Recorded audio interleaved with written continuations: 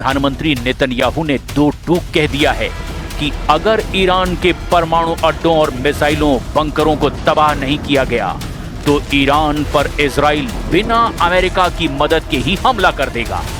लेकिन सवाल ये खड़ा होता है कि ईरान अमेरिका के सामने झुकने को रत्ती भर तैयार नहीं है। वो ईरान क्या इजराइल के हमले करने पर शांत बैठेगा?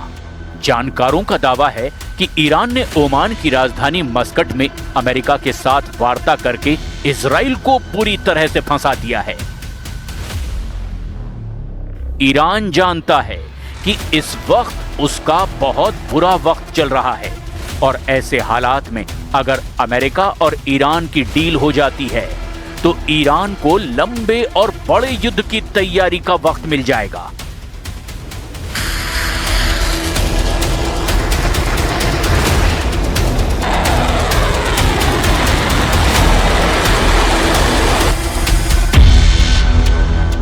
वहीं इजराइल का मानना है कि ईरान में हुए हिंसक प्रदर्शन के बाद से ही ईरान बेहद कमजोर है और इसी अफरा तफरी के बीच अगर ईरान के परमाणु अड्डों पर हमला हो जाता है तो ईरान की परमाणु और मिसाइल क्षमता पूरी तरह से तबाह हो जाएंगी। इसी को लेकर अब इजराइल के पीएम नेतन्याहू ने अमेरिका पर भड़कते हुए साफ कह दिया है कि इजराइल ईरान पर कभी भी हमला कर सकता है।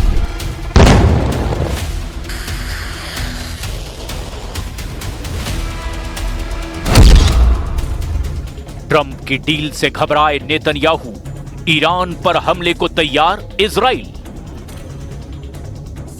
ओमान की राजधानी मस्कट में अमेरिका और ईरान के बीच चल रही शांति वार्ता के बीच इजराइल की आक्रामक धमकियां इस सोची समझी सैन्य और कूटनीतिक रणनीति का हिस्सा माना जा रहा है। इजराइल के इस कड़े रुख और धमकियों के पीछे 5 मुख्य कारण हैं। पहला, समय खरीदने की ईरानी चाल का डर। दरअसल इजरायली खुफिया एजेंसी मोसाद की रिपोर्ट के मुताबिक ईरान मस्कट वार्ता का उपयोग केवल समय बिताने के लिए कर रहा है। इजराइल का मानना है कि जब तक टेबल पर बातचीत चलेगी अमेरिका हमला नहीं करेगा और इसी बीच ईरान गुप्त रूप से अपने परमाणु हथियारों को अंतिम रूप दे देगा। इजराइल की धमकी का उद्देश्य अमेरिका पर दबाव डालना है कि वो वार्ता को लंबा ना खींचे।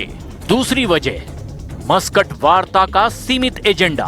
दरअसल मस्कट में हो रही बातचीत मुख्य रूप से केवल परमाणु कार्यक्रम पर केंद्रित है। इजराइल इससे बेहद नाराज है क्योंकि वो चाहता है कि ईरान के बैलिस्टिक मिसाइल कार्यक्रम पर भी प्रतिबंध लगे।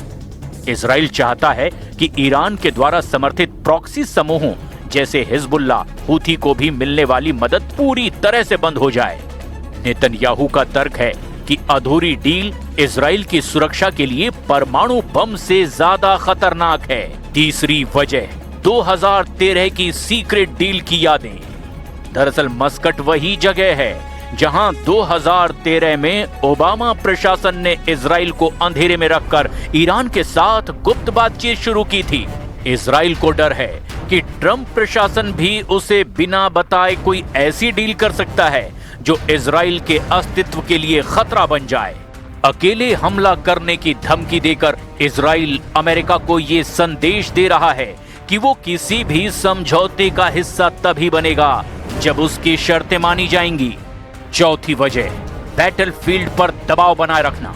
इजराइल का मानना है कि ईरान केवल तभी झुकता है जब उसे विनाश का डर होता है।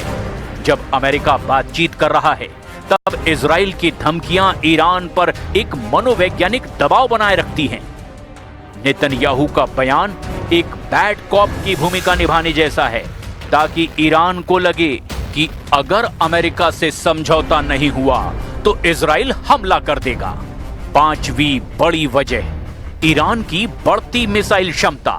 दरअसल ताजा खबरों के मुताबिक जून 2025 के हमलों के बाद ईरान ने अपनी मिसाइल उत्पादन क्षमता 300 मिसाइल प्रति माह तक बढ़ा ली है। इजराइल जानता है कि अगर अभी ईरान के इस ढांचे को तबाह नहीं किया गया तो भविष्य में उसका एयर डिफेंस सिस्टम जैसे आयरन डोम और एरो इतनी बड़ी संख्या में मिसाइलों को रोक नहीं पाएगा।